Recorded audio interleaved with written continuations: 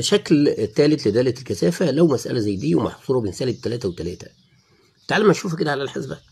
الأول هنضغط على عمود وهنضغط على 7 زي ما اتفقنا.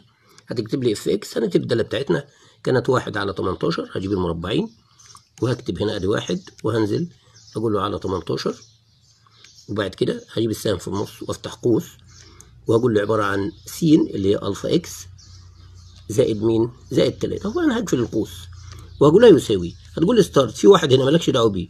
الفتره بتاعتك كانت من سالب 3 انا اهي سالب 3 ل 3، ادي سالب 3 يساوي 3 يساوي كمان يساوي عشان الجدول، ادي الجدول. وتعالى بالسهم في العمود الثاني، اول قيمه 0 وثاني قيمه 1 على 18 وهكذا الجدول انا نقلته لك اهو.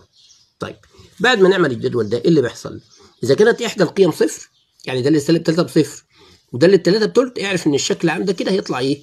هيطلع مثلث. لو انت جبت مساحه المثلث نص في 6 في تلت تطلع بواحد، لازم المساحه تطلع واحد. لكن هو عايز لمسين اقل من الصفر، اتفقنا ان الاقل هتبقى للجهه دي والاكبر الجهه الثانيه.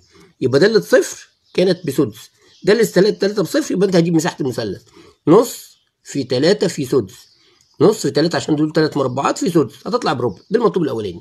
طب لو طلب منك داله سالب 1 وداله 2، اي جزء جوه المثلث هيبقى شبه منحرف.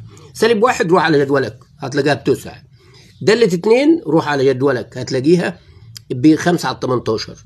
الشكل هيبقى شبه منحرف، يبقى نص في 9 زائد 5 على 18، الارتفاع اللي بينهم 3 مربعات، يعني من اول سالب 1 لعند 2 ادي مربع 2 3.